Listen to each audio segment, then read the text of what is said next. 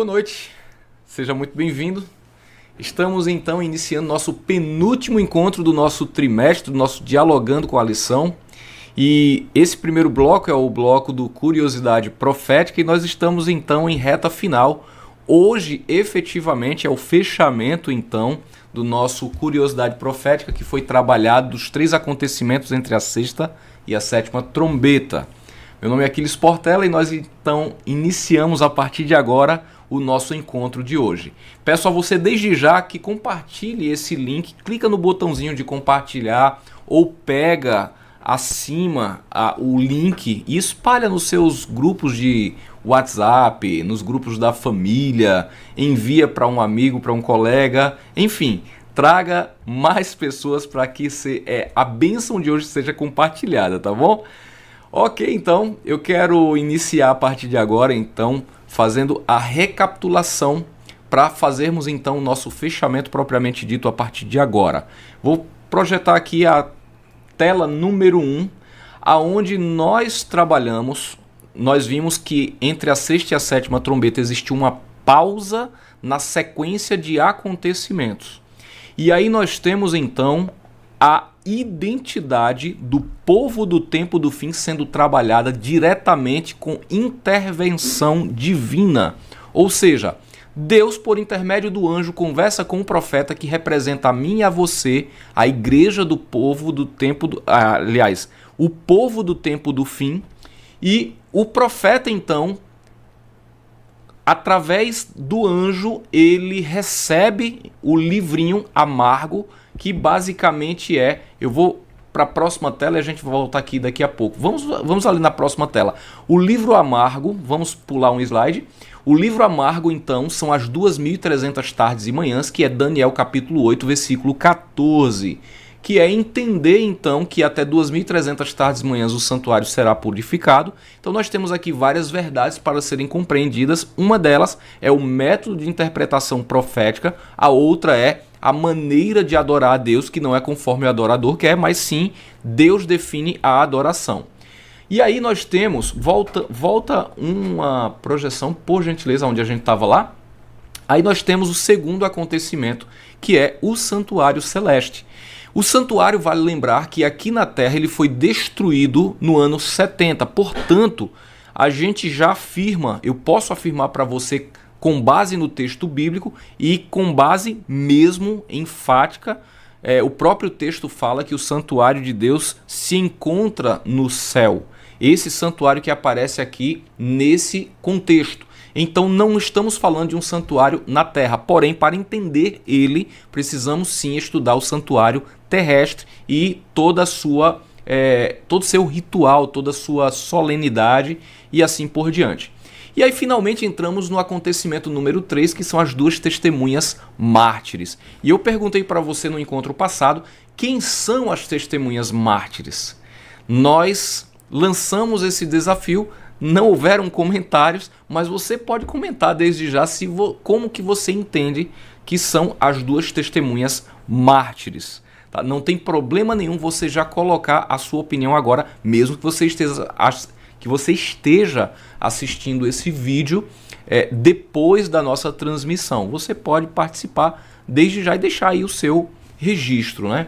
Então, eu quero, a partir de agora, lembrar você que alguns teólogos, né, de outras igrejas, de outras denominações, falam, e eu já utilizei essas palavras, falam de maneira bem precipitada, que seriam Elias e Moisés.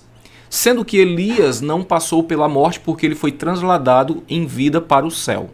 Então nós não poderíamos dizer que Elias e Moisés seriam as 2 testemunhas mártires. O que seriam então? Deixa eu falar para você aqui, deixa eu mostrar uma outra imagem. Você fica então com essa pergunta, com essas considerações, e eu vou projetar então aqui o tabernáculo. Quando você estuda o santuário, aqui estamos colocando o santuário terrestre por motivo pedagógico, por motivo didático, e não o templo de Salomão, nem o templo de Herodes. Então nós estamos colocando esse aqui por motivo mais didático. Então você tinha a porta, que era 3 em 1, que são os números de Deus que vão sendo trabalhados. Você dá de cara com o altar de sacrifícios, que nos fala da realidade que o adorador precisa se apresentar a Deus com uma oferta, se ele busca perdão pelos seus pecados. Em seguida você tem a pia com água, que significa que o adorador precisa de purificação, ou seja, ele precisa de santificação, só que ele não é purificado por mérito próprio, sim pela água verdadeira que é Jesus. E o sacrifício, você sabe que é o Cordeiro de Deus que tira o pecado do mundo. Aí você está aqui no primeiro compartimento, que é o átrio. Aí você entra na tenda da congregação, quando você passa pela segunda porta, na verdade, e a tenda da congregação você entra agora no lugar santo, onde você tem o menoral, o candelabro, o castiçal. E ele é de ouro, ou seja, o ouro representa a pureza, a fé colocada à prova.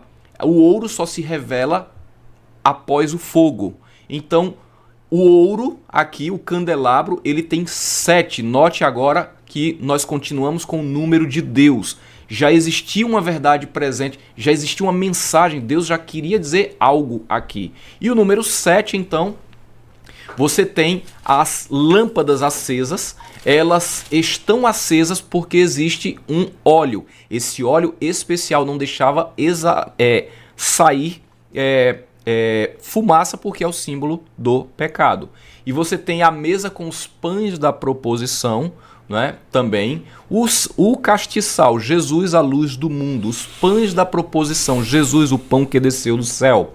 E aí você tem o altar de incenso, que uma vez por ano entrava também no lugar santíssimo. O altar de incenso, Jesus, o sumo sacerdote, o nosso intercessor. E aí você tem a próxima etapa, a próxima porta, que na verdade era o véu, que era puxado para o lado para então entrar no lugar santíssimo, onde tinha mais uma vez, no terceiro compartimento agora, no lugar santíssimo, o santo dos santos, que é onde tinha o Shekinah, o fogo de Deus. Era um fogo que nunca antes foi aceso por mãos humanas.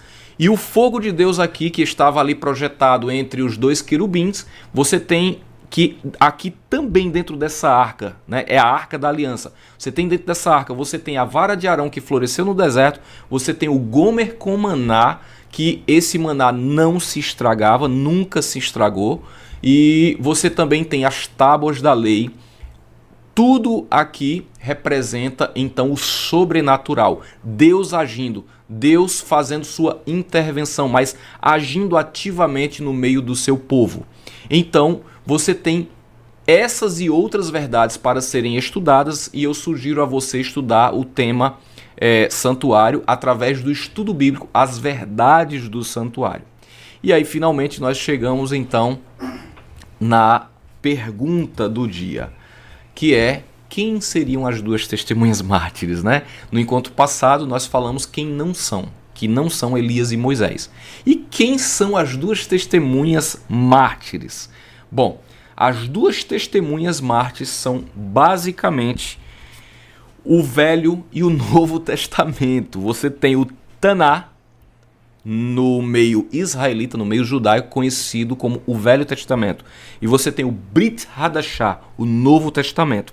Então você tem, no Velho Testamento, Jesus chamava de Moisés e os profetas. Você vai encontrar esse termo no Novo Testamento, né? Começando por Moisés e discorrendo pelos profetas. Na verdade, Jesus estava expondo-lhe tudo quanto a seu respeito constava nas Escrituras, que é o que existia de Escrituras até então. E depois os Evangelhos e o restante das Escrituras, no caso o Novo Testamento, vai começar a ser escrito. Então você tem Moisés e os profetas, o Velho Testamento. E você tem o Novo Testamento composto pelos Evangelhos, pelas cartas, pelas epístolas, pelo livro profético, que é o Apocalipse, no Novo Testamento, então, que é o Brit Hadashah, no meio judaico. E então você tem Zacarias capítulo 4, do 11 ao 14, dizendo que os dois ungidos de Deus são a luz para o profeta, para o povo de Deus. Em Salmos você tem que lâmpada para os meus pés é a tua palavra e luz para os meus caminhos. Em Apocalipse capítulo 11, versículo 4, você também vai falar da lâmpada, né? Falando ali das duas testemunhas. E aí eu sugiro para você compreender melhor o tema das duas testemunhas mártires, porque vai envolver história. Eu vou sugerir agora uma fonte de dados segura que vai lhe ajudar muito a entender tanto a parte histórica quanto a parte bíblica e, portanto, a parte profética, agora tanto do presente quanto do futuro, relacionado com as duas testemunhas mártires, como do passado também. Por gentileza, estude o livro O Grande Conflito. Então, você vai entender melhor sobre o tema das duas testemunhas mártires, você vai entender melhor sobre o tema O Santuário e vai entender melhor sobre a profecia das 2.300 tardes e manhãs. Então, os três assuntos estão no mesmo livro. É a mesma fonte. Sugiro a você utilizar esse livro como fonte de dados, como objeto de estudo, para que assim você entenda melhor a Bíblia, a palavra de Deus.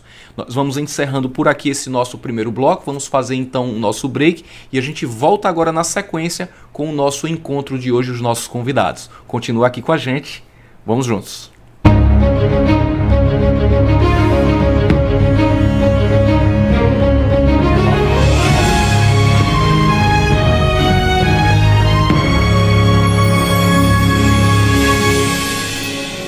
A educação e o desenvolvimento humano, no entanto, ocorrem principalmente no ambiente familiar e são complementados pela atuação da igreja. Encontro de casais, encontros para solteiros, viúvos e divorciados, cursos para noivos, escola de pais, livros, CDs, DVDs, portal da educação adventista são alguns dos esforços feitos para a capacitação das famílias para essa nobre tarefa. Pois ao oferecer um ambiente cercado de amor e esperança, estamos atuando na formação do caráter de cada ser humano e das novas gerações. Voltamos então no nosso Dialogando com a lição de hoje. Mais uma vez, seja muito bem-vindo aqui. Eu quero apresentar os nossos presentes no nosso encontro de hoje, que basicamente é nosso irmão Euler Ribeiro. Não é o Euler Ribeiro não, né? Euler Vilaça Borges. Você pode chamar de Vilaça ou Borges. É porque você foi comparado com uma pessoa gente fina, né? Também. Eu recebo a bênção. Tá certo, então. Temos aqui o nosso irmão Robson Branco também. E eu aqui, Aquiles Portela, meu querido ouvinte e telespectador também, né? Convido você a participar deixando suas perguntas, deixando seus comentários. Eu estou com a tela aberta e nós iremos interagir o máximo possível hoje no nosso encontro.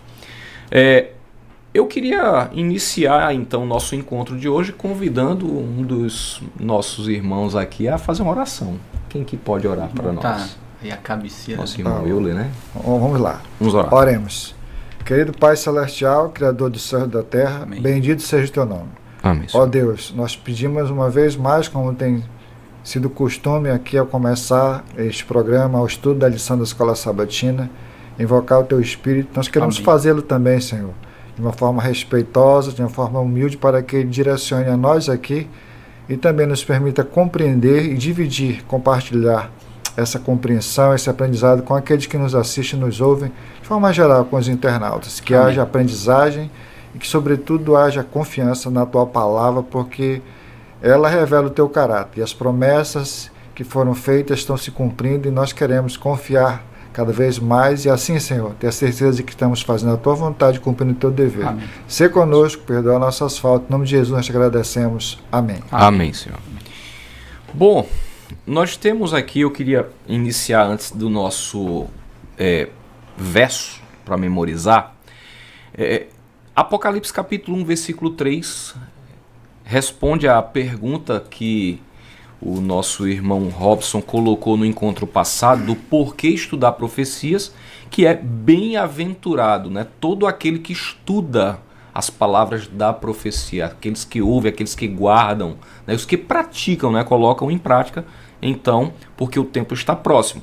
Então existe uma bem-aventurança, mais do que feliz aquele que estuda profecias. Mas também, Isaías capítulo 56 também fala de uma bem-aventurança. E essa bem-aventurança também está ligada a entrar em aliança com Deus. E muitas vezes, por não conhecer o assunto, nós estamos abrindo mão dessa bênção, dessa bem-aventurança, e abrindo mão então de entrar em aliança com Deus de forma plena. Isaías capítulo 56, ele vai falar ali que a aliança com Deus então não está na circuncisão, não está no visível, mas no invisível, aceitar a Deus de forma obediente, de forma consciente. E está ligado ali então, nós estamos ali falando sobre o selo de Deus no contexto de Isaías 56, que é ali o sábado. Nós estamos também falando, né, explicando que a bênção, existe uma bênção porque Deus abençoou e depois santificou o sábado. Ou seja, existe uma bênção especial em um determinado dia da semana, que é o sábado do Senhor teu Deus, que é o 7º dia. Então você tem Êxodo capítulo 20 falando que existe uma bênção especial. Agora ela está condicionada à obediência mais uma vez. Então a bênção de Deus, ela sempre está à disposição do adorador, mas ela sempre está condicionada à obediência. Com essas considerações, eu queria convidar aí o irmão Euler a colocar para a gente aqui o verso para memorizar, né, irmão? Eu posso pedir uma licença rápida só para fazer claro. um pequeno comentário que eu achei tão bonita essa parte introdutória com respeito ao verso 3 do primeiro capítulo de Apocalipse, porque se vocês perceberem, feliz aquele que lê, singular. Aquele que lê. Mas percebam que agora muda para o plural. E felizes aqueles que ouvem e guardam o que nela está escrito, porque o tempo está próximo. Por que no singular, aquele que lê, nos que ouve e guardam no plural? Porque naquele tempo era raro se ter um manuscrito, um rolo para ler. Então era muito caro e difícil. Então, hoje, esse feliz já seria felizes aqueles que leem. Então estaria tudo no plural, porque hoje existe a facilidade de ter a palavra de Deus, de ter a Bíblia em várias versões, revista e corrigida, atualizada, enfim, várias outras, King James e assim sucessivamente, né? Tradução viva, promessa, enfim. Hoje, todos têm acesso a essa palavra, todos têm acesso a essas bênçãos, todos têm a oportunidade de entrar na aliança, né, Portela, com Deus e ser essa bênção a si mesmo e aos demais. No verso para memorizar agora, diz: se alguém tiver de ir para o cativeiro irá. Se alguém tiver de ser morto pela espada morto será. Tudo rimado aqui. Aqui está a perseverança e a fidelidade dos santos. Em outras palavras, aqui a ideia na primeira parte, da primeira citação, é que vai se colher a consequência daquilo que se praticou. Aquele que mata a espada será morto. Naquele que matava a espada, aquele que executava será. Aquele que levava em cativeiro agora será. Em outras palavras, agora é a volta do anzol, né? De uma maneira assim mais prática, mais direta, né? Seria isso aí. E aí vamos dar a sequência aí, o selo de Deus e a barca da besta, parte 2, né? Isso me parece assim, quando eu vejo assim, parte 2, parte 1, parte 3, eu me lembro assim de uma sequência de filmes. Uma trilogia. Uma trilogia. Mas agora é o irmão Robson, né? Deixa o irmão Robson falar. O irmão Robson também tem o seu comentário aí, ainda sobre essa introdução. Realmente o que o irmão Euler falou aqui, né? Tem a questão da conotação, né, que a gente vai entender da vingança, né? E quando nós vamos contextualizar esse verso com o que está, a lição vai trazer a questão da perseguição, aquele que outrora fez a perseguição também vai ter que prestar contas diante de Deus. Então nós temos essa questão de prestar contas com Deus. E eu queria rapidinho, Aquiles, sabe que às vezes como eu disse, né, a pessoa de idade os outros vão falando e você vai fazendo os links, porque vai lembrando, vai trazendo a sinapse. Por exemplo, quando nós lermos aqui, era bom que houvesse esse entendimento primário, quando nós estivermos lendo algum texto e falar de besta, coloque no lugar da palavra besta, coloque poder. Poder, exatamente. Poder, que aí vai ficar muito mais fácil nós entendermos. Mas dito isso, Não, então eu também coloco assim, que é o seguinte, quando a gente fala poder, vamos ter também cuidado para não centralizar em uma pessoa específica. Porque, e eu comentava sobre isso, né? Isso tem a ver também com a misericórdia de Deus. Porque a profecia é fechada, ela identifica quem é a besta, né? Tanto a que emerge do mar como a que emerge da terra. No nosso contexto de hoje nós vamos falar especificamente da que emerge do mar. Mas Deus não fecha em cima de uma determinada pessoa. Que coisa maravilhosa. Isso é a misericórdia de Deus.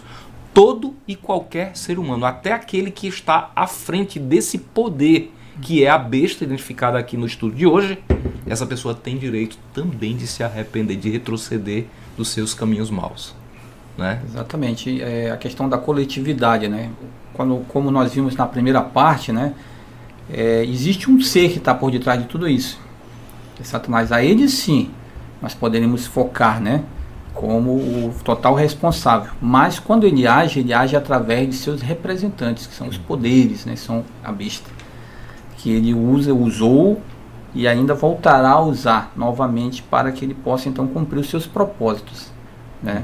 Mas tem um ser realmente que está por detrás, que é Satanás. Ele é o que reclama a adoração para ele, né? No século XV, os vales do Piemonte, né, no alto dos Alpes, do norte da Itália, eram lá dos valdenses. Né? E aí ele vai iniciar aqui a lição explicando sobre esses povos que eram capazes, segundo a escritora norte-americana Ellen White, de citar capítulos inteiros. Né? Eram costurados pedaços da Bíblia dentro das roupas para poder a palavra de Deus ser difundida nessa época. E os valdenses, eles são, para mim, uma perfeita representação do que acontecerá no futuro novamente. Porque o que aconteceu foi o seguinte: sempre que a religião e a política deram as mãos, então você tem a religião verdadeira se misturando com a política, e aí você tem agora uma necessidade. Você tem a necessidade de adaptar a política, ou adaptar a religião à política, em nome do politicamente correto. Né? Então você começa agora a adaptar a forma, inclusive, de adorar. E Deus deixa claro que ele não aceita isso. Se a gente fosse ilustrar hoje com o contexto político hoje do mundo, né, a gente tem as polarizações, né? Exatamente. Parece impossível não entrar no assunto política, né? Quando então, a gente parte para esse assunto. O que acontece? Se você se posiciona de um lado, você será perseguido por aqueles que se opõem às suas ideias.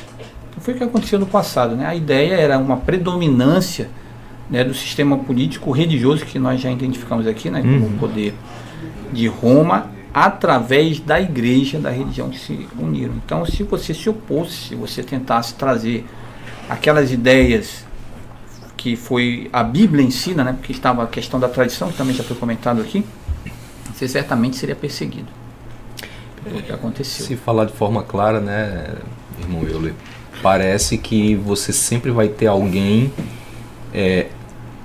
desgostando de você. Vou colocar com essa palavra, né? Eu gostei do neologismo.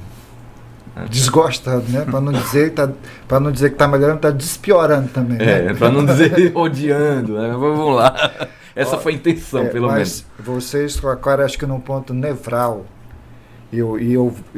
Nós vamos desenvolver certamente isso, mas eu acho que aqui falou, a Portela falou e o Robson completou a questão de existir uma verdade, existir algo pontual, e às vezes você ficar receoso de dizer o que é a verdade pelas consequências. E aí entra naquilo que o irmão falou, a polarização.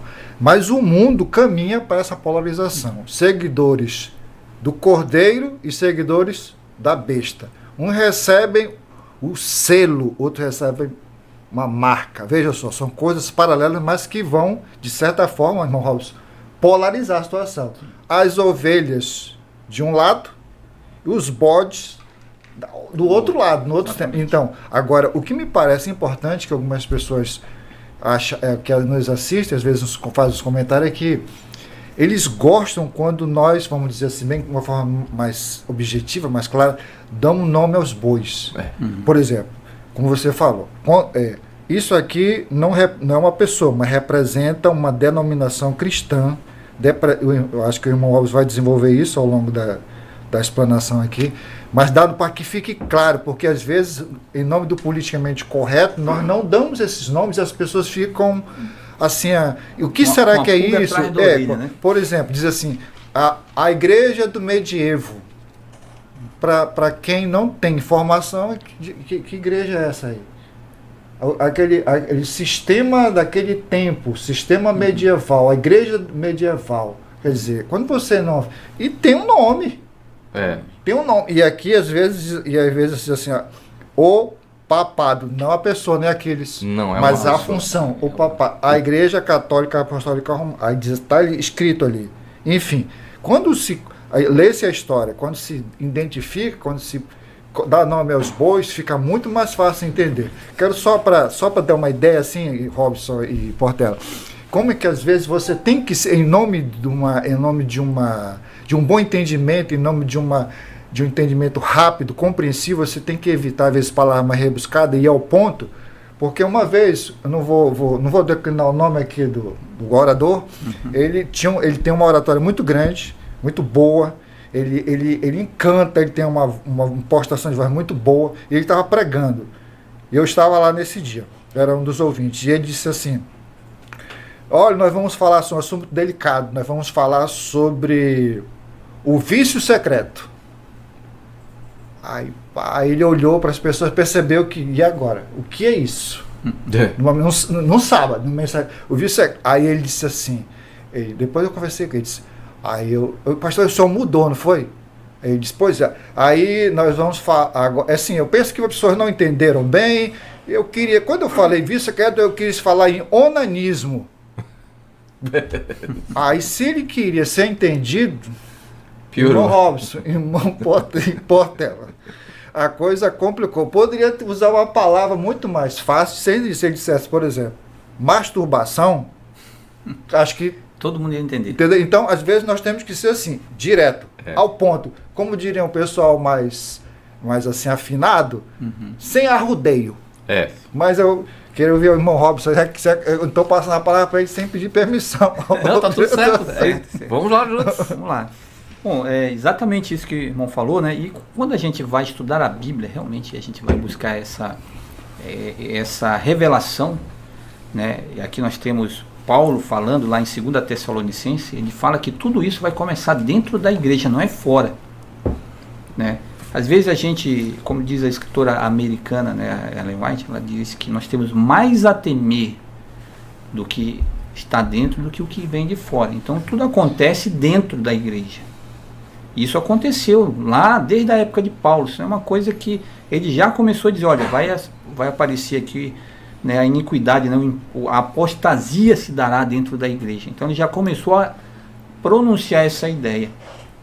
E dando nome, realmente, nós não temos como fugir ao que a história diz. Por volta, o imperador Constantino, ele foi um visionário.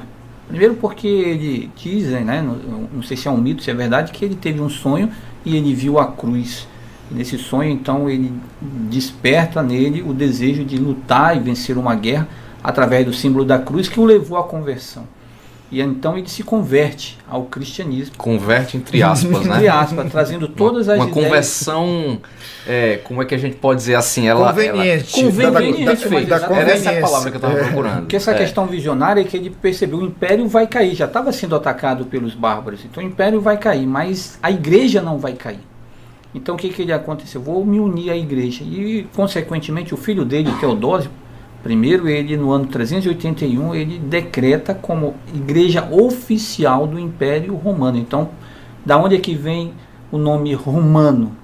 Porque ela se tornou uma igreja oficial do Império Romano. Então, Igreja Universal, que é católica, romana. Por que é romana? Porque era a igreja do Império Romano. Então aí nós não temos como fugir. Com e todo a palavra respeito, né? católica, porque É desde universal. então Roma já era quem governava o mundo conhecido até então, né? Exatamente. E não parou por aí, Ok. porque Roma ela continua através dos impérios bárbaros. Mas assim, a gente, como o irmão eu colocou muito bem, às vezes a gente tem uma preocupação com certas circunstâncias com relação aos nossos irmãos, que não é atacar os irmãos, mas é uma instituição. É. E Porque vale as pessoas salientar. sinceras estão lá dentro. É. Né? Nós falamos aqui no última apresentação que a igreja adventista ela não é a dona da verdade, ela tem a verdade, mas a verdade ela está na Bíblia e está aberta a todos. É. E não são os únicos que serão salvos. Tem muitas pessoas não. Os salvos eles não estão espalhados dentro, eles não estão dentro de um lugar, eles estão espalhados por várias denominações. E vale salientar que o próprio Jesus disse, né? Tenho, porém, outras ovelhas, não deste Exatamente. aprisco, e a mim convém conduzi-las. Ou seja, se hoje ouvirdes a sua voz, não endureçais o vosso coração, porque o Espírito Santo pode estar falando com você. Quem é o papel de Né? conduzir hoje representando Cristo? As ovelhas. Quem é o papel hoje? Que tem esse papel? São as 3 mensagens angélicas que são pregadas. O único que prega hoje essas 3 mensagens angélicas? São os adventistas do sétimo dia.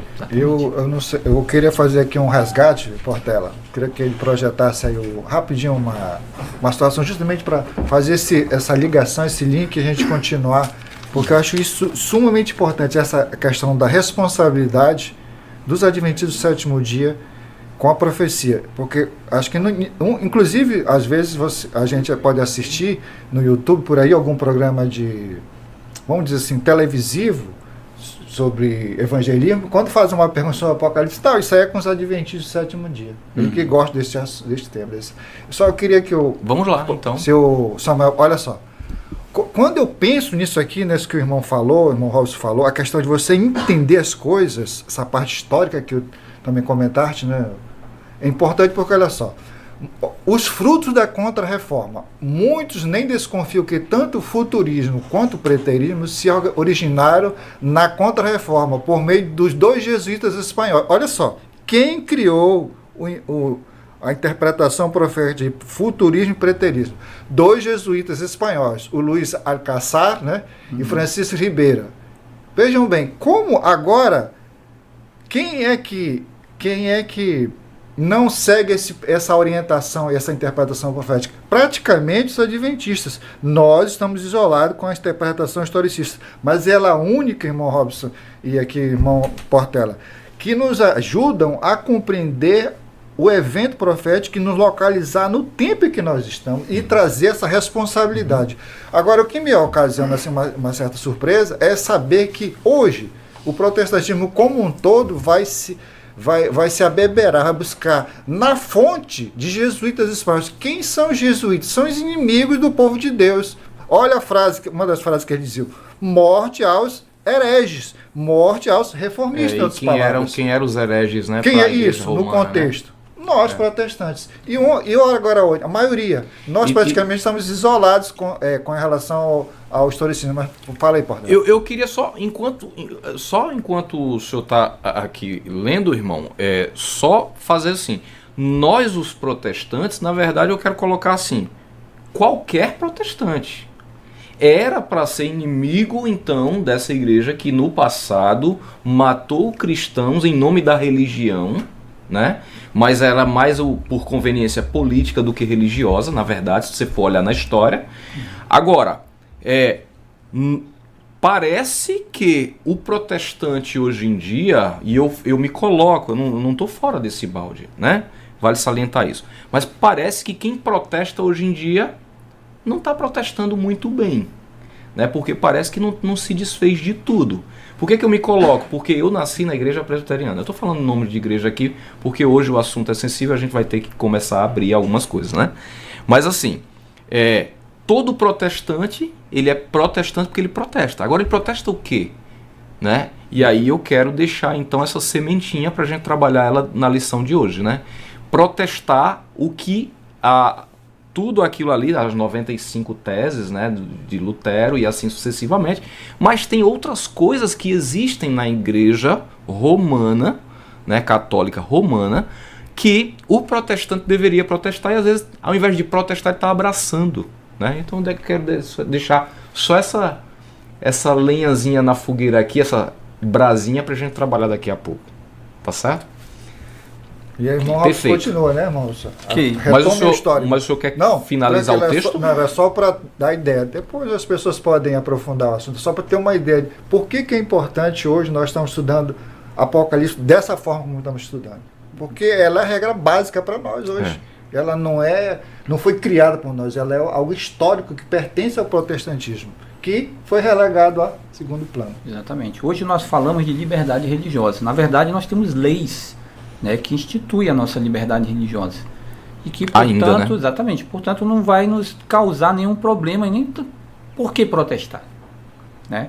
Só que não foi assim no passado, né? Nós vemos ali, por exemplo, por volta do ano 313, ali, quando foi instituído, né, a liberdade, né, da igreja, né, que ela foi um decreto para fazer com que acabasse a perseguição. E aí, mais um pouco na frente, um outro decreto instituindo o domingo como dia de guarda. Era isso que eu ia perguntar. Acabasse a perseguição, mas a troco de quê, né? Exatamente. Aí se institui, então, o domingo como dia de guarda. Você guardava o sábado, os cristãos guardavam o sábado e guardavam o domingo. Mais para frente, né, por volta do ano 533, Justiniano agora ele dá autoridade para o bispo de Roma. E, na verdade, naquela época existiam 5 bispos que tinham autoridade e brigavam entre si, de Constantinopla, de Alexandria, né, de umas outras que eu não estou lembrado agora, mas o principal era o bispo de Roma. Então o que ele dá autoridade a ele? Ou seja, tudo que está acontecendo sobre poder legislativo de um poder político, para que eles pudessem atuar. Hoje, até então, nós não temos nada que nos impeça de seguir ou de falar, como nós estamos comentando aqui, as nossas crenças. Mas não foi assim. A questão é, voltará a ser como no passado? Será que haverão decretos que, por exemplo, instituirão o domingo como dia de guarda? Nós temos esse pano de fundo aí, né? Então são questões que nós podemos ver e que, se nós formos analisar, e eu estava vendo ontem um vídeo do Dornelles, né, do Vanderlei Dornelles, né, e ele comentando algumas coisas. Por exemplo, nós temos hoje uma encíclica, né, que já foi a Laudato Si, que fala sobre um domingo verde, né? Ou seja, já existe um pano de fundo para instituir o domingo. Por que nós estamos falando da questão do domingo? Porque nós temos em contrapartida ao domingo o sábado, que é o dia que Deus estabeleceu. E o domingo é o dia que as outras igrejas, que não são os adventistas, porque os adventistas decidiram adorar a Deus no sábado conforme o mandamento, e os outros, com todo respeito, não. Mas isso, nós temos hoje leis que estão se preparando como pano de fundo para que o domingo se torne realmente um dia obrigatório. É uma imposição que vai te levar a tomar uma decisão, tua fronte, e te obrigar talvez, né, a parar de fazer alguma coisa, né, na tua mão. Então isso vai trazer de acordo com o que nós estamos lendo a marca da besta, que vai afetar o que? A nossa fronte e a nossa mão.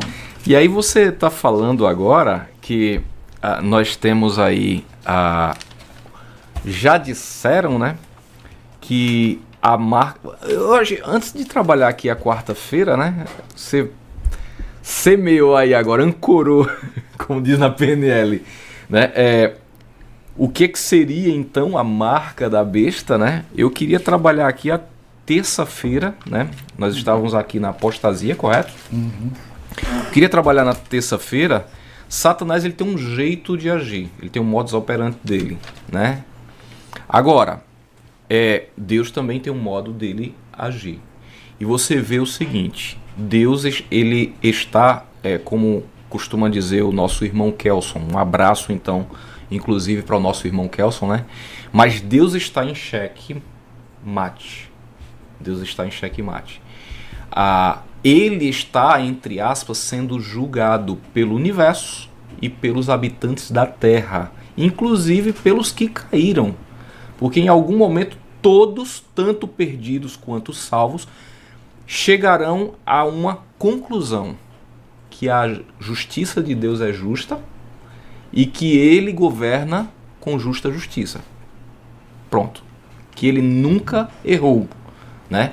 E que a sua lei é justa. Bom, aí Deus ele trabalha com a lei da liberdade, o livre-arbítrio. Mas Satanás ele trabalha criando mecanismos para, entre aspas, fazer você querer aqui o intento dele.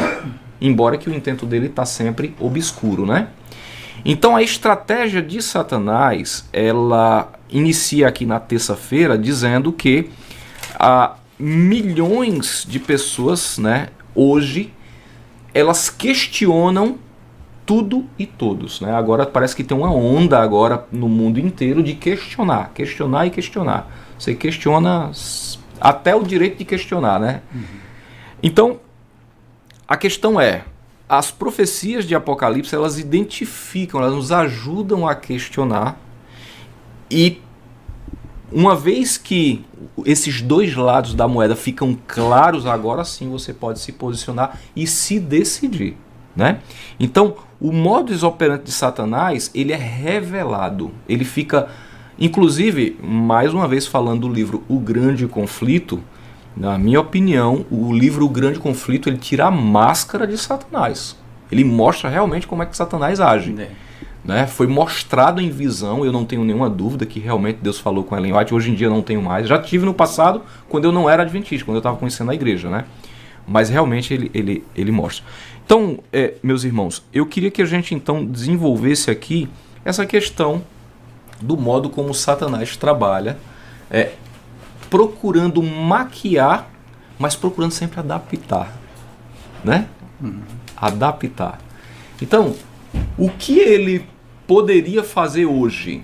E aí é uma atenção que eu chamo, dentro da nossa própria igreja ou dentro de qualquer outra igreja. O que é que ele poderia adaptar hoje no mundo religioso? Tanto para os cristãos, que já conhecem Jesus, quanto para os não cristãos de qualquer religião que não conhecem Jesus. O que Satanás poderia adaptar ou deixar permanecer? Eu vou colocar assim para os senhores então nos ajudarem a trabalhar nessa questão do sincretismo, né? Da forma de sincretismo religioso aí. Okay. Eu vejo assim, isso inclusive na minha percepção, Portela, remete ao título.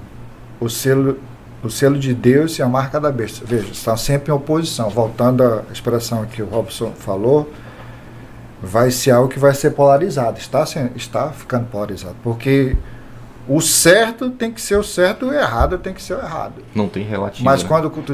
quando existe sincretismo, essas coisas, o certo não é tão certo, o errado não está tão errado.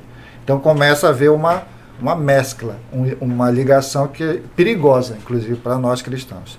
E aí você também te vê, olha, o grande conflito vai estar sempre baseado, Deus sela a pessoa, mas veja, o selo, ele só acontece numa parte do corpo, na mente, na fronte, vamos colocar aqui. O selo de Deus. O selo de Deus. Então é só uma opção, só é naquele local, na mente que Deus quer habitar. Satanás, por outro lado, oferece o quê? A marca da besta, na testa ou na mão, opcional. Veja. Criando possibilidades. Mas veja, possibilidades que vão entrar em conflito com o selo de Deus, porque essas coisas não podem permanecer. Quem está selado com Deus não recebe a marca da besta. Por outro lado, o inverso também é verdadeiro, porque não existe ligação nenhuma entre luzes e trevas, entre Deus e o nosso inimigo, como diria alguém, o inimigo das nossas almas. Então fica muito claro. Agora, se Deus estabelece que existe um dia para que Ele, nosso Criador, seja adorado, o inimigo vai criar um outro dia paralelo, como você trabalhou ainda há pouco, para que haja uma adoração, mas não a verdadeira, para um outro ser que não pode ser Deus, só pode ser uma criatura. Veja, a coisa vai sendo trabalhada assim, vai sendo maquiada, não num confronto direto, mas numa, vamos dizer assim, num trabalho do secretismo que possibilite, como o irmão falou, da questão do cristianismo, da conversão de Constantino para se adequar para aquela conveniência necessária. Então, qual é a ideia? Criar uma mescla do certo com o errado, do errado com o certo. Mas a nossa vertente, o nosso caminho é ser selado com o selo do Deus vivo. E isso significa que nós vamos seguir um caminho em oposição ao da marca da besta. Fica muito claro, muito patente, que aí vou usar a frase que o irmão fala, o termo, a expressão, vai ficar polarizado cada vez mais, porque Deus determinou um caminho para nós e o inimigo faz um outro. Não, eu vou para... E tem mais. Somos aqueles que remamos contra a maré. Exatamente. Mas quero ver o irmão Robson. E a Bíblia ainda fala que em menor quantidade sempre, né? Exatamente. Que o povo de Deus sempre estará em menor quantidade. Né? Satanás é um grande estrategista, né? Como diz o ditado popular, ele não dá ponto sem nó. E ele dá aquilo que as pessoas mais querem para que elas possam então serem atraídas. E um dos pontos que foi tratado ali também, se eu não me engano, foi tratado na parte de segunda-feira, que é a questão dos milagres. Então, além de trabalhar na estratégia da lei, das leis, como no passado, da questão da liberdade religiosa, ele também vai atrair as pessoas pelos milagres, né? Vai falar em nome de Deus, como diz Paulo, né, em 2 Coríntios, se não me engano, que diz assim, né, que ele se disfarça como se fosse anjo de luz e os seus ministros como ministro da justiça, né? Ele nunca vai aparecer como realmente ele é. Então, de uma forma geral, se você vê alguém fazendo um milagre, aí a gente vai pensar, será que é de Deus? Como é que eu vou saber ou não? Então, a questão é examinar, como Jesus falou, né, pelos seus frutos os conhecereis. Ou seja, o que está por detrás desse fruto? Jesus falou que toda árvore boa dá bom fruto, toda árvore má dá mau fruto. Ou seja, aquilo que é ensinado, aquilo que foi plantado, é o que vai frutificar. Então, se eu estou frutificando para o erro, eu vou colher frutos do erro. Então, essa é a questão que nós devemos tomar cuidado. Ele é muito perspicaz. Os enganos, se a Bíblia diz, se possível, enganaria até os eleitos. Nós já vimos aqui, nós já falamos nas estratégias, né, de Babilônia, com a questão da imortalidade da alma, que é algo que talvez para muitos racionalmente não seja enganado. Mas imagine na questão emocional. Você vai ver alguém, um ente querido que vai aparecer para você e vai falar para você como se fosse, a pessoa vai se sensibilizar. Muitos, aparentemente, não têm essa concepção mais firme da Bíblia. E eu estava hoje na lição da Escola Sabatina, lá no Espaço Alfa, né? Até divulguei o programa lá. E falei de uma coisa interessante, né? De um dado que foi falado, inclusive, pelo autor da lição um tempo atrás, que lá nos Estados Unidos, né, 50% dos jovens não leem a Bíblia. Ou seja, como é que você vai poder se proteger do erro se você não conhece as Escrituras? Então é muito mais fácil você ser enganado por uma falsificação, né, espiritual, por um milagre, né, e com o intuito de que não somente as leis vão se tornar muito mais fácil de você seguir se você já está propenso a isso, você acredita naquilo. Então, quer dizer, essas estratégias, elas vão minando ao ponto de você as pessoas totalmente não terem mais proteção. Vai derrubar as muralhas, né, deixá-las totalmente indefesas. Salmo 91 fala, inclusive, que o Espiritismo é o laço do passarinheiro, e de que de alguma forma Deus vai livrar os seus filhos do laço do passarinheiro. E ele ainda fala qual é o porquê disso. E eu acho muito interessante, eu fico maravilhado às vezes com a providência de Deus, né? Porque o Salmo 91 hoje é o salmo mais lido de toda a Bíblia, no meio cristão, mais conhecido, é o amuleto, tá lá a Bíblia aberta, né? Só está aberto ali já é considerado algo que pode te proteger, né? Mas é muito conhecido. E ele fala no contexto de Salmo, porque a mim se apegou com amor. E esse amor, ele vai ser revelado com as suas ações. E aí vem aquele dualismo, né?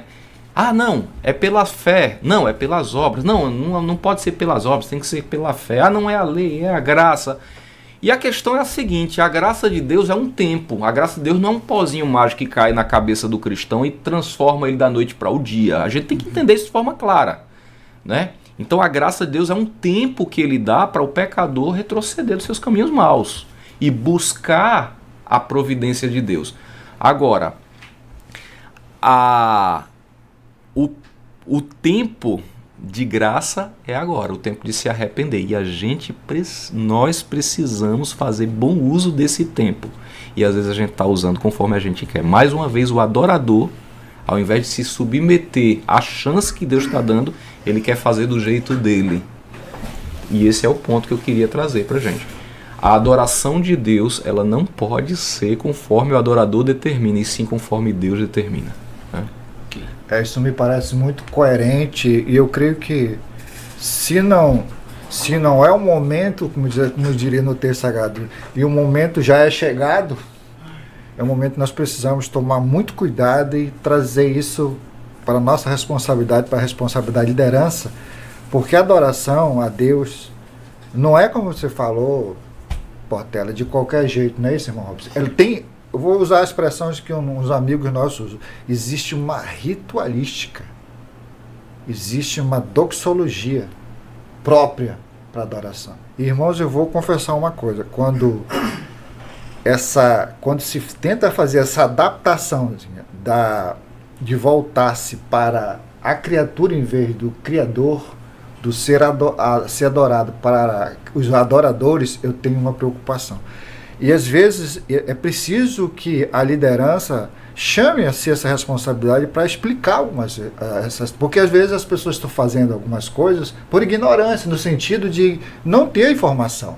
E é preciso sempre estar retomando. Por que a lição da escola sabatina, de 4, 5, 6 anos, dependendo aí da periodicidade, ela retoma o assunto, para que a gente continue sempre estudando. Por que a questão de ler todos os dias a palavra de Deus? Para que nós tenhamos ensinamentos e coloquemos isso em prática, para não perder o costume, em outras palavras. Agora, quando se tenta inovar algumas coisas, porque tem coisas que não podem ser inovadas, elas são daquele jeito mesmo, quer eu goste ou não, é a forma como Deus determinou para adoração. Então, quando se começa a desvirtuar isso aí, para mim existe uma preocupação, embora, como aquilo que o senhor falou, irmão Robson, haja uma adoração, mas ela está dentro do próprio culto, dentro da própria igreja, existe ali os cristãos professos, olha só. E esses serão usados... Perseguição começa por aqui. Por aí. Enfim, olha só como Deus, como bem pontuou Portela, Deus teve o cuidado de nos orientar com relação a isso. E aí que eu chamo a atenção. Essa orientação toda é bíblica, mas tem uma questão que, vamos dizer assim, é cara para nós, é peculiar, que é a questão do espírito de profecia. Nós não vamos aqui defender e tal, aquela coisa de Ellen White, mas quem segue aquelas orientações, ela nunca nos leva para não ler a Bíblia. Muito pelo contrário. Sempre ler a Bíblia, sempre estar orientado por ela, ser guiado pelo Espírito Santo, buscar em oração. Enfim, nós temos isso a mais. E às vezes tem gente que está negando isso, dizendo que isso não... Rejeitando, deixando de lado. Irmão, isso é um complemento para mim. Isso é um complemento. Quando eu leio esses livros, eu sou levado a gostar de Apocalipse, de Daniel, de entender, de ser missionário, de ser evangelista, porque isso me impulsiona a estudar e a compartilhar com os outros essa demanda que existe. E, irmão, pesa sobre nós essa responsabilidade. Porque, olha, algumas coisas, uma vez alguém disse assim, vocês sabem quais são as nações que mais prosperaram? Foram as nações foram as nações mais conservadoras. No momento que ela começa numa busca de progressista, de não sei o quê, fazer concessões, aí pronto, você vê que desanda as coisas. Mas isso, como vocês estão pontuando, nós estamos pontuando, é uma obra do inimigo. Agora, como é que nós vamos identificar isso? Como é que se identifica uma cédula verdadeira, como é que é uma falsa? Alguém disse assim, eu pensava antes, irmãos, que era assim, eu ia estudar a falsa, mas não. os especialistas, aqueles que se dedicam de identificar cédulas falsas, estudam cada dia mais a verdadeira. Porque bateu o olho, opa, tem aqui, não tem a marca d'água. Opa, o número, opa, ó, quer dizer, então qual é a nossa arma agora? A palavra de Deus. Qual é o nosso caminho, a nossa orientação? A palavra de Deus, porque ela nos ajuda a identificar o que é certo e errado. E eu volto a uma questão que eu acho que o Portela já me ouviu falar algumas vezes. Eu posso nem gostar do que está escrito lá. Mas se é Deus que está dizendo, eu tenho que conformar a minha vontade à vontade dele. Porque é Deus dizendo isso. Então aí volta a tua questão. Eu tenho que me adequar à adoração ao meu Criador, e não o inverso.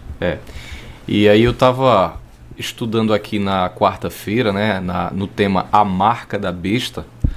Aí eu vou só adiantar antes de fazer a pergunta, né, para jogar aqui para o colo do meu irmão Robson. A gente tem um paralelo, esse paralelo não é da lição, eu quero fazer esse paralelo com Balaão. O que foi que Balaão fez com a bênção de Deus que repousava sobre o povo de Israel? Balaão trabalhou, né, e essa é a estratégia de Satanás, essa é só uma miniatura da estratégia de Satanás. Balaão se empenhou em arrumar um jeito, uma estratégia de remover de cima do povo de Deus a bênção que repousava sobre eles. Não importa qual método, inclusive ele foi pago para isso. Não importava o método, contanto que a bênção de Deus saísse de cima do povo de Deus. Aí eu me pergunto, será que isso não acontece hoje em dia? Certo? Isso com relação ao sábado. Porque o texto bíblico é claro. Não existe uma bênção de Deus sobre nenhum outro dia da semana, com exceção do 7º dia, que é o descanso do Senhor teu Deus. O Shabat, o descanso. Aí vem um contorcionismo assim intelectual e a pessoa diz, não, a palavra Shabat significa descanso. Então se eu for reduzir somente a descanso e não a obediência a quem determinou, então aí sim eu coloco o homem no lugar, né? O homem acima de Deus, e aí eu posso determinar qual é o meu dia de descanso, né? Então a marca da besta, meu irmão Robson, seria o código de barra, seria o chip, o computador pessoal, já teve quem disse isso no passado, porque tem né, aqui no olho e na mão, né, o computador, né? Seria um microchip. Então, afinal de contas, a gente está falando do selo de Deus e tem a marca da besta. Então, o que é a marca da besta? A marca da besta está ligado à besta. Ou seja, ao seu nome. Assim como o selo de Deus também está ligado ao nome dele. Apocalipse capítulo 14, verso 1 fala que o selo é o nome de Deus, né? E o nome de seu filho. A marca também está ligada ao seu nome. E o nome está ligado à autoridade. Ou seja, quem deu o sábado? Deus. Quem deu o domingo? Aí a igreja romana a marca está ligada à sua autoridade. A própria igreja romana assume, inclusive, que mudou do sábado para o domingo pela sua própria autoridade. Né? Exatamente. Então a marca está ligada à autoridade de quem institui. É um ponto bem simples, né, de falar. Eu queria aproveitar também, se me permitir, que eu queria chamar a questão da importância do selo de Deus. Não da questão da explicação do selo, mas por que é importante selar? Por que Deus vai selar? Ainda não selou. Mas vai ser assim como a marca da besta ainda não foi colocada, porque ela será colocada quando for decretado. Então por que é importante a marca o selo de Deus, né? Lá em Ezequiel, no capítulo 9 de Ezequiel, a partir do verso 1 até o 6, nós vamos identificar uma crise também nesse contexto de apostasia, né? Deus já havia falado pelo profeta Jeremias, lá no capítulo 29, que aqueles que ficaram na cidade iam ser destruídos. Né? Por quê? Porque eles ainda continuavam com a idolatria, que é o fim de Babilônia, continuavam ainda com algumas coisas que não agradavam a Deus. Deus vai destruir, vou destruir. Então, no capítulo 9, Deus traz uma ilustração dizendo assim, olha, 6 homens, né, com armas destruidoras, que eles vinham lá para destruir. Deus disse assim, olha, vai e não poupa ninguém, mata velho, mata jovem, mata criança, todo mundo, não poupa ninguém. Aí na frente mandou uma pessoa, um escrivão com um tinteiro de escritor, diz, olha, marca na testa todos aqueles que não estão conformados com isso, com aqueles que gemem, aqueles que estão, né, inconformados com a situação, marca na testa. E aí quando os homens destruidores foram passar, e eles verem as pessoas marcadas, o que deveria acontecer? Poupem a vida deles. Então o selo, a importância do selo, na verdade, conforme diz Apocalipse capítulo 7, verso de 1 a 3, é para poupar, quando os 4 ventos forem soltos, é para poupar a vida, né? Porque as guerras estarão liberadas, o homem vai estar entregue às suas próprias paixões. Aqueles que lá em Ezequiel foram marcados, eles não iriam morrer. Uhum. Aqueles que, portanto, que forem marcados no futuro aqui, quando essas crises havendo, que é o palco, eles não vão morrer. Eles serão marcados para não morrer, senão Amém. não teria sentido. Mas eu queria só fazer uma colocação aqui em Isaías, capítulo 26. Tem como ler aí para a gente até? Seria Isaías interessante. capítulo 26. 26, verso 21. Aliás, verso 21, 20 e 19. Eu queria que lesse um verso. 21, 21, 20 e 19. 20 e 19. Então, 21, versículo... Não, mas aí... 26. 26, ok. Versículo 21, 20 e 19. Ok, então. Versículo... capítulo 26. Versículo 21. É o último. Ok, porque eis que o Senhor sai do seu lugar. Senhor aqui sempre é o tetragrama, né? No caso, Adonai seria. É porque eis que o Senhor sai do seu lugar para castigar a iniquidade. Iniquidade é a anomia, né? Falta de lei, inclusive. Dos moradores da terra. A terra descobrirá o sangue que embebeu e já não encobrirá aqueles que foram mortos. Okay, verso 20. Verso 20, vai, pois, povo meu, entra nos teus quartos e fecha as tuas portas sobre ti. Esconde-te só por um momento, até que passe a ira. Verso 19. Os vossos mortos e também o meu cadáver viverão e ressuscitarão. Despertai e exultai os que habitais no pó, porque o teu orvalho, ó Deus, será como o orvalho de vida, e a terra dará à luz os seus mortos. O contexto é ressurreição. Então, antes de passar a ira, antes de vir a crise final, Deus vai marcar o povo para viver. Mas tem uns que Deus não vai marcar. O que Deus vai dizer para ele? Antes de vir a ira, entra no teu quarto. O que é o quarto representado? Apocalipse capítulo 14, dentro do contexto das 3 mensagens. Apocalipse capítulo 14, verso 13, o que diz? Santuário. Bem-aventurado aqueles que desde agora o que? Dormem. Então entra no teu quarto. Ok. Para você não vai enfrentar. Deus vai poupar muita gente de passar por isso. Aqueles que vão ser selados para aguentar isso daí, né, é um grupo especial, mas não significa que somente os que forem selados serão salvos, porque tem um grupo que não vai ser selado, porque só vai ser selado quem não vai morrer. Uhum. Só que tem um grupo que não vai que vai morrer, não está dizendo aí? Tem. Antes de vir a ira. Na verdade, assim, eu comentava sobre isso hoje, que o adorador verdadeiro, ele está disposto. Que vivamos, que morramos, somos teu Senhor. Sim. Né? Aí é o que entra em Apocalipse capítulo 6, que diz assim, né, que a partir do verso, só para o pessoal lembrar em casa, a partir do verso 9 a 11, que tem um grupo, que inclusive está no capítulo 13 de Apocalipse, que vai ser dado morrer, tem um grupo lá que eles estão sendo guardados ali, e estão pedindo justiça. Uhum. Aí Deus disse, olha, aguarda um pouquinho, porque até se completar o número daqueles que vão morrer. Então tem um grupo que vão morrer, não porque eles querem, mas porque serão mortos. Há um grupo que Deus vai convidar a entrar no seu quarto para dormir. E há um grupo que também será selado para enfrentar uma grande crise. Então nós temos aí um contexto, e o palco é uma crise que vai se dar. E ela é mundial, né? Mundial. Uns serão poupados para dormir, outros morrerão, mas tem um grupo que não vai morrer, porque vai ser o quê? Isso que eu queria, a importância do selo. O selo é para que a pessoa não morra, ela vai ficar viva.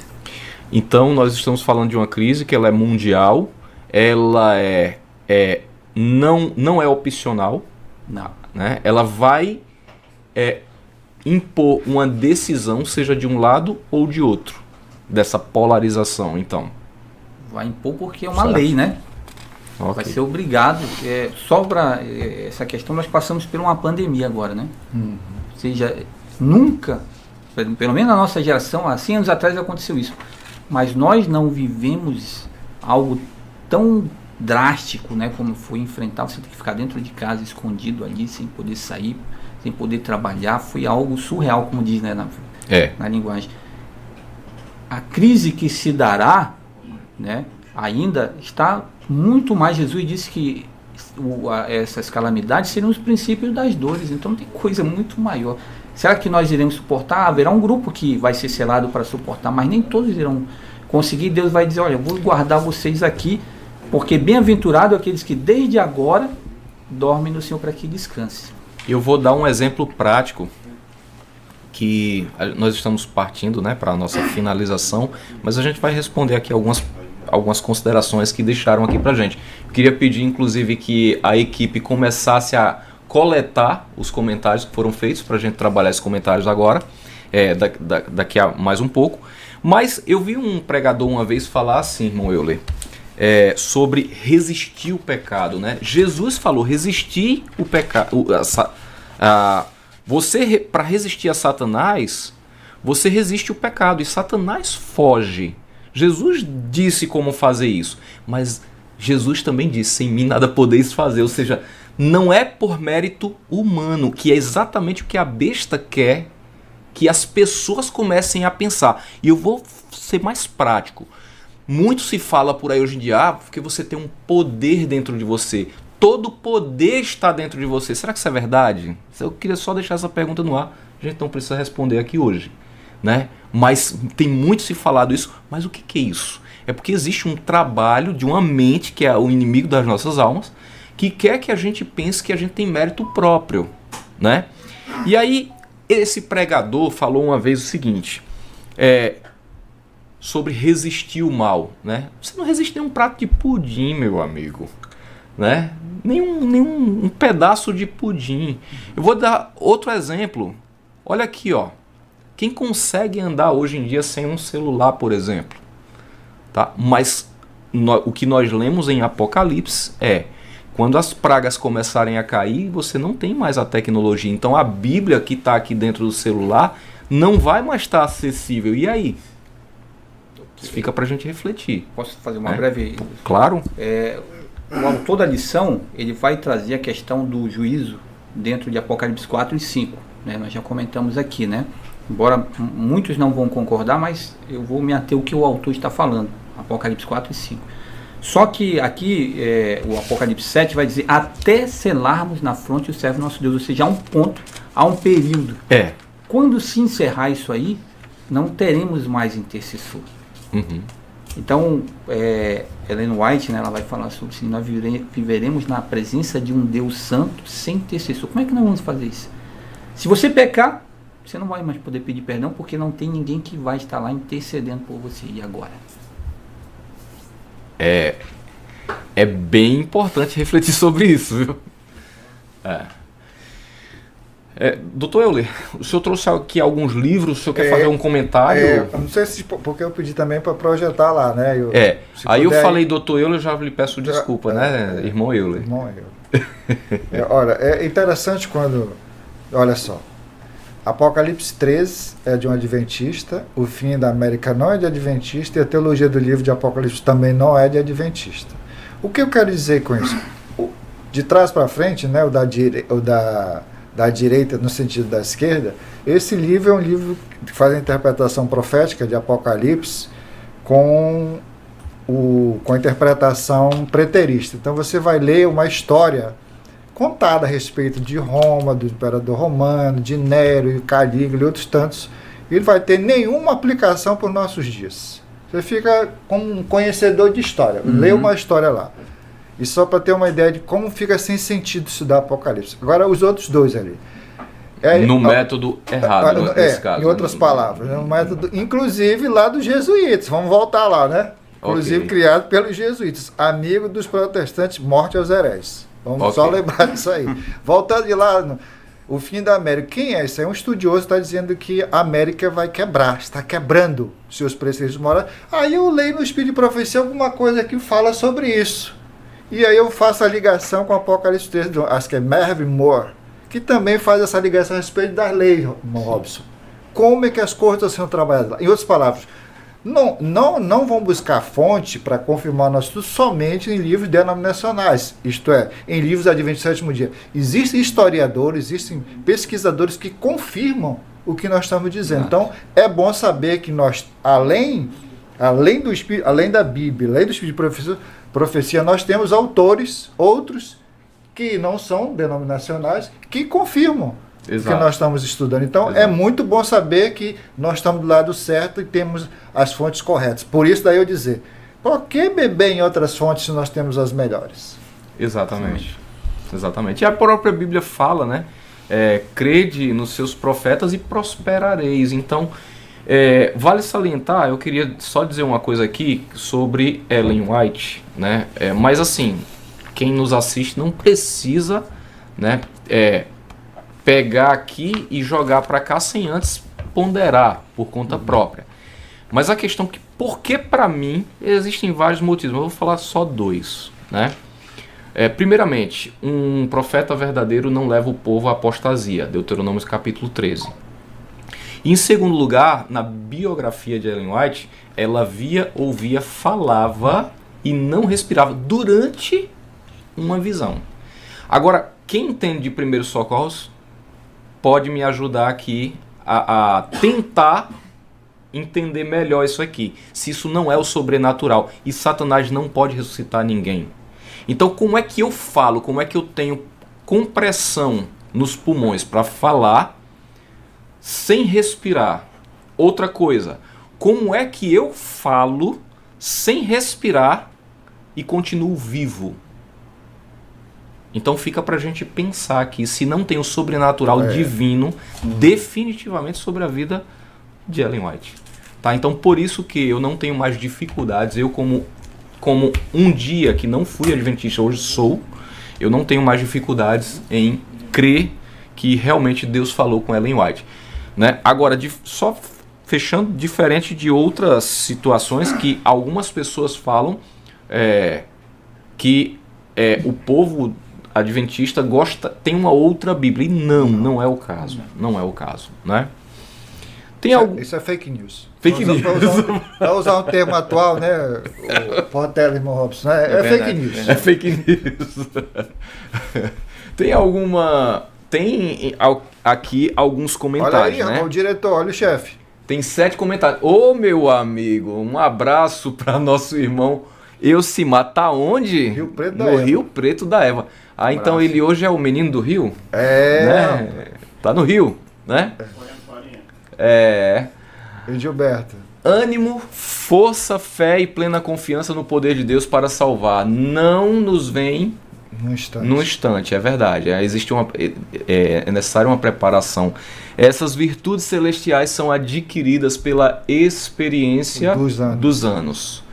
Por uma vida de santo esforço, voltando aqui, por uma vida de santo esforço e firme apego à retidão, os filhos de Deus separam seu destino, né? Eu vou colocar aqui, selam o seu destino junto ao seu Deus. Nosso abraço aí para o Edilberto.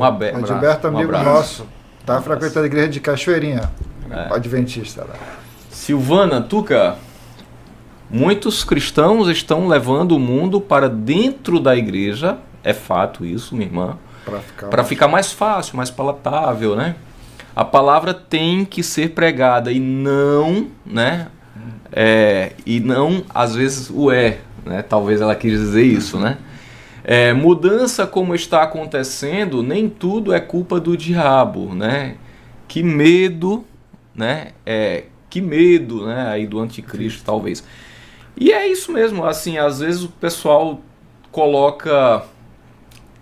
quando você coloca o ser humano, o adorador, acima de Deus, Aí vale tudo. Aí a gente parte para a filosofia, você tem a sua, né? Cada um tem.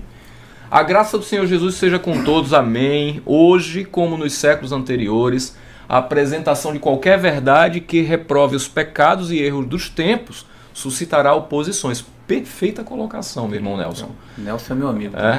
Amigo o sim, grande conflito, inclusive, está ali, né? Citação do grande conflito. Olha aí, Michele Atsuzuka pintou. a esposa Né? do José Bricênio, a mãe da Sara e da Liza, que ele, né, pai não, o pai chama de Liza porque ele é venezuelano. Então, nosso abraço aí para a família, né? Família Bricênio aí. Um abraço, então, para a família. Olha, Sandro Boa Dias. semana. Sandro Dias, Parque um 10 abraço. lá, nosso amigo irmão do Parque Ô, 10, meu irmão. estudioso do assunto. Olha aí. Aí é o seu Sadi, que aí é nosso assíduo, né? Ali não perde uma semana, que o Senhor te abençoe e te guarde, meu irmão Sadi. E toda a sua família, né? Paulo Agner, olha aí, ele escapou de novo, né? Nosso Meu irmão abraço, Paulo Agner, Fim no de semana, próximo um abraço. encontro você está intimado a estar conosco, né? Olha, Nós intimação quatro aqui. não é convite, né? É exatamente, aí é poder coercitivo. Uma coisa é ser convidado, outra coisa é ser intimado, né? Convocado. Convocação agora. Acabou então? Meus queridos irmãos, então vamos orar para encerrarmos. Os senhores têm uma consideração final a respeito de alguma coisa ou nós esgotamos até aqui hoje? Eu só queria fazer referência, saindo do tema, um agradecimento pessoal. Sábado você me convidou, né? Mas eu não pude vir porque eu estava num momento solene. Meu filho mais velho, o primogênito, vai brevemente, parece que até antes do final do ano, vai dar o passo para ser chamado de senhor, que sábado passado foi o noivado dele, né? Ele estava presente lá. E este mês ainda, antes do próximo sábado, ele vai completar mais um ano de existência. Então é um mês abençoado, o mês do noivado, o mês do nascimento dele, né? Por aí fora. E eu não sei porque, mas o mês de junho parece que é um mês bem abençoado, porque grandes amigos nossos, né, completam mais um ano de existência. Eu só quero aqui agradecer a todos, né? Também pedir oração em favor de vários amigos, irmãos nossos na fé que estão passando por essa dificuldade, por provações, mas saber que vai o consolo e o conforto de que Deus está nos guiando. Que receba essa palavra de consolo e de ânimo, para não, vamos dizer assim, não desistir, não esmorecer, como a gente costuma dizer. Pelo contrário, né, permanecer firme na fé. Meu irmão Robson. Eu queria só citar que, conforme diz 2 Pedro, né, capítulo 3, que Deus não retarda a sua promessa, como alguns a julgam demorado, mas Ele é longânimo, né, querendo que todos se arrependam. E lá em Apocalipse, capítulo 3, verso 19, que ele diz, eu repreendo e disciplino a quantos amo. Se, pois, zeloso e arrepende. Nós estamos vivendo num momento de preparação. E de chamado, né? A crise não veio ainda Preparação, porque nós não chamado. estamos preparados. Não é uma questão de ela vai chegar. Ela não chegou ainda porque ainda não há esse preparo. Mas conforme já estamos, Ellen White fala, quando a maioria do povo de Deus, 50% e mais um, chegar nesse nível, aí pode se preparar. Então é o momento, estamos vivendo um momento de preparo. Deus está sendo longânimo para nos dar essa oportunidade. É a hora então de se preparar. Estude a sua lição. Busque a Deus. Não perca essa oportunidade. Nós estamos vivendo em tempos de paz. É a hora de se preparar para essa crise que se dará em breve. Se seremos selados, se vamos ser chamados a descansar, entrar nos nossos quartos, Né? ou se nós iremos dar a vida por Jesus, isso já é com Ele. Mas nós devemos estar preparados para o que der e vier. Doutora Cislane mandou um abraço Como ali, sempre, ó, feliz semana, muito bom né? esse tema. Feliz semana. Doutora Cislane, um abraço, que Deus lhe abençoe, seja muito bem-vinda de volta aí, né, da sua recuperação, e nós estamos todos muito gratos também pela sua pessoa e pelo seu projeto, Dialogando com a Lição. Quero pedir também oração por 3 pessoas, né? Todas 3 estão enfrentando câncer, e a gente está orando ali, lutando ali com Deus ali, diariamente. Então é a irmã Dulce Passos, bem conhecida, bem conhecida, né? Uma irmã nossa que ela mora em Curitiba, que é a irmã Sônia, né? Ela está fazendo Uber, ela está enfrentando uma situação bem delicada, e também um irmão nosso em Cristo ainda não entendeu sobre o selo de Deus, mas ele está em Honduras, né, que é o Daniel, e ali o seu pai, ali a sua família, nós temos conversado com eles, que é o Daniel, então, né, um nome bem, né, bíblico, né? Bíblico, né? Então, que o Senhor coloque a mão sobre esses nossos irmãos e, se possível, conforme sua vontade, claro, mas nosso desejo, nosso coração é que o Senhor sare essa enfermidade, né, de todos três. Meu irmão Robson, o senhor... Eu acho que você que já está com a palavra aí, né? Fechamento com a oração. Então vamos orar, né? Pai querido e eterno Deus, nós estudamos, Senhor, esse encontro foi o penúltimo de um trimestre. Até aqui o Senhor nos ajudou, e o Senhor, como nosso pastor, nós cremos e nós te louvamos, porque o Senhor nada nos deixará faltar. Então eu te peço, Senhor, que tanto o nosso telespectador, nosso ouvinte, cada um de nós, Senhor, que estamos estudando, o dialogando com a lição, mas também, Senhor, cada um dos teus filhos em toda a terra que quer te adorar, que quer te honrar em espírito e em verdade, em obediência a ti, Senhor.